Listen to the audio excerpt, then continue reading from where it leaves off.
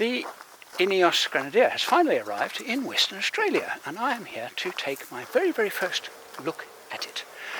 And in this video, I will share with you my impressions. And there it is over there.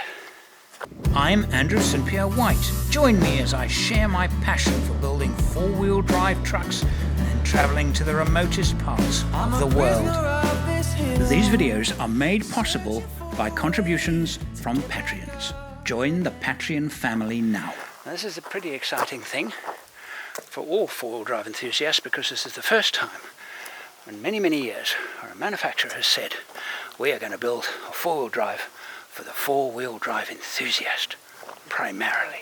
But that's not actually true, is it? The Grenadier is made for agriculture, farmer, business, and sure, the four-wheel drive enthusiast can take maximum advantage because it's utilitarian. That's what it is. But if it's utilitarian, how refined is it? And for me, the question remains, have they just made another, to quote a cliche, Chelsea tractor, using all the right words, showing all the right pictures, but actually delivering just another SUV? My gut says that's not the case, and that is why I'm excited. What I'm looking at is... I'm finding it a little bit difficult to process. This is not a final production version, so it's very unusual for press to get to see a pre-production example. My first impression is these are decent seats. These finishes, for example, are not going to be in the final product, obviously. I love the dashboard. It has a strange driving position. The brake pedal is where my accelerator would normally be. The accelerator is far that way, and it has a footrest which is turning my body at an angle. It's actually twisting my body at an angle. My body is not sitting straight in the seat, it's actually sitting at an angle in the seat.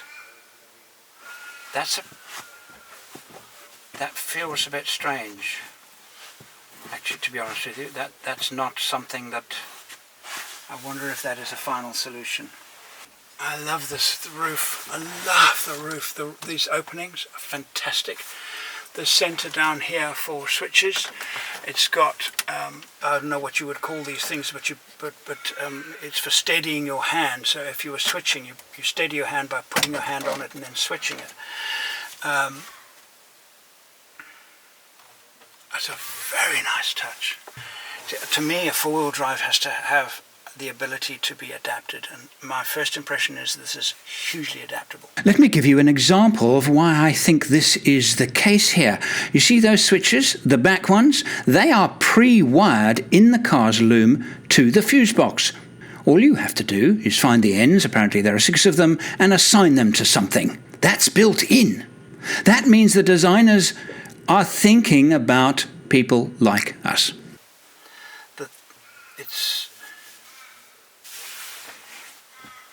I do find that strange. Gear lever is very nicely positioned. Gear lever, handbrake. I can see why they did the handbrake where it is. It's very close to the driver, but it's actually quite nice. Transmission controls. Doesn't feel like a Land Rover Defender. In terms of everything I touch is far more solid. We know that Defenders, single skin, and the way it's made, this feels different. Just closing and opening the doors and pushing buttons. It's not a Land Rover Defender. It can't be compared with one, even though it looks remarkably like one. Inside, it doesn't look anything like one inside. It's a completely different feel, and that's a good solid door. That is a good solid whack. It's quite interesting. Those handles are no doubt 3D printed. It's a pre-production prototype. got a nice, very nice, it's quite high. I wonder if that's too high. I'm just thinking about the armrest. It's got a very nice armrest. Big pockets in the doors. Huge pockets in the doors, which I like very much. It's beautiful. I love it. I love it. I know this is a pre-production prototype, so I'm converting that into how would I enjoy this vehicle as it is. Would I be able to? And the answer is yes. I would. I think it's. Now, if I was to configure a Grenadier for myself, I'd probably do something like this. So let's go shopping. The three choices, it's quite an obvious one for me. All of these items here come standard. What items here, to me, are really important? I prefer 16-inch wheels, so no. Raised air intake. Is that a snorkel or just a raised air intake? If it's a raised air intake and not a snorkel, then not that interested in it. I would rather fit a snorkel. Exterior utility belt. Yes, I think so, because you're going to want to add accessories. Access ladder, definitely. Interior utility rails, definitely. Auxiliary battery, is it lithium? How are you charging it? High load auxiliary switch panel, I love that idea, that's fantastic. Yes, please. Compass, not interested. Bell staff, not interested. Okay, this is important. Differential locks, front and rear. Yes, please, and that's a good set of tyres. So, if you had to ask me, well, let's actually have a look here. Safari windows, access ladder, leather trim, not really. Front seats are heated. No. Carpet floor mats, nah. You know what? I'd take that. I would add these two items, the diff locks and the tyres. I would add these important items here. Forget about the battery. And I might add some carpet floor mats if they're made to fit. And rear view camera, pretty nice actually. Park assist, don't need that. Power heated exterior mirrors. Yeah, right, in Australia. Heated windscreen washer jets. Yeah, again, ditto. Central storage box. Yes, I want that. Paddle lamps and ambient door. No, thank you. And auxiliary charge points. No, I can do that better myself. Yeah. Backseat passengers needs a handle here. It seems to me that the relic of the old Land Rover Defender's high backseat seating position has found its way into this design also. The backpacking area is not as squared off as I think I'd like it to be. The wheel arches look very high. I would have said that the wheel arches to use maximum space should have been squared off at 90 degrees. See, that to me, that angle is completely wasted space. You can't do anything with it. Anything put on there is just going to slide off. Whereas if it was horizontal, this whole area here would actually be useful space. Level it off with here. And it doesn't appear to be anything inside here. I might be wrong though. There could be something inside there stopping that.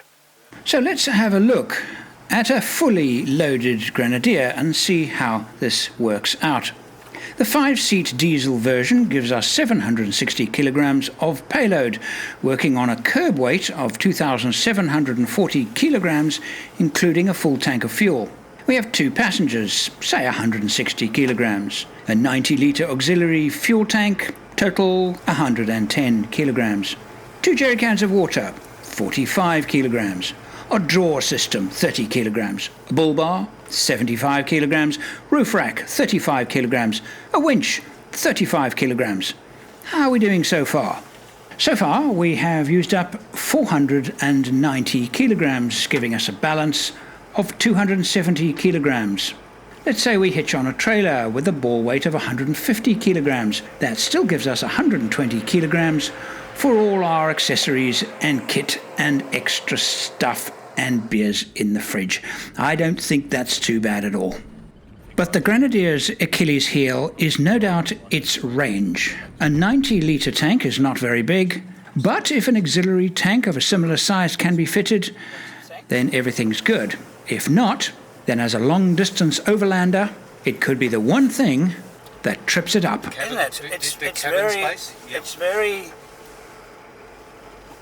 Chris, you were... Fantastic. There's a lot of air and light. What excites me the most about this vehicle, and yeah, I am picky about any vehicle that I look at, but what excites me about it is that it is a purpose-built. I had a brief look underneath. It is built like the Golden Gate Bridge under there. They have not shortchanged their machinery underneath that thing.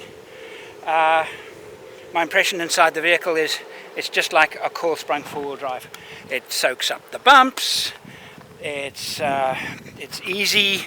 It feels easy inside. While I do have quite a few questions about it, the fact that we've been given an opportunity to get our hands on a vehicle that's been designed for us, I think is absolutely remarkable. Absolutely remarkable. It's rough around the edges because it's a prototype. Would I buy one for myself? Part of me says absolutely, another part of me says maybe. It looks good. It looks very good. It's a handsome vehicle. And then something happened that made me change my mind instantly about this vehicle. What was the pinging? That's when you stop. Yes. It says 0 road speed, so it's just a program for the prototypes. Oh, okay. So that, yeah. It's not going to be like a Mitsubishi. Oh, it is. Definitely not. Okay. No. Can you give me that guarantee? I can guarantee Otherwise you that. I'll take my name off the order list right now. We don't like noises in our car. That's why we have the toot button for the cyclists. Just coming up Yes. now, guys. I noticed that. Good idea. I like that idea. At the conclusion of this shoot, the INEOS guys asked me a few questions on camera. My first impressions of the Grenadier. It's ticked almost every important box. But what I do is when I look at a vehicle for the first time, I once I've ticked those boxes, I kind of ignore them, and then I start focusing on how can I adapt it for myself, because I'm primarily a four-wheel drive enthusiast and I love accessorizing and equipping my vehicle for the trips that I do. And this is, in a couple of words, a fantastic blank canvas, because the important boxes have been ticked, like good clearance, low range gearing, lock-up transfer gearbox, solid axle, and with refinement.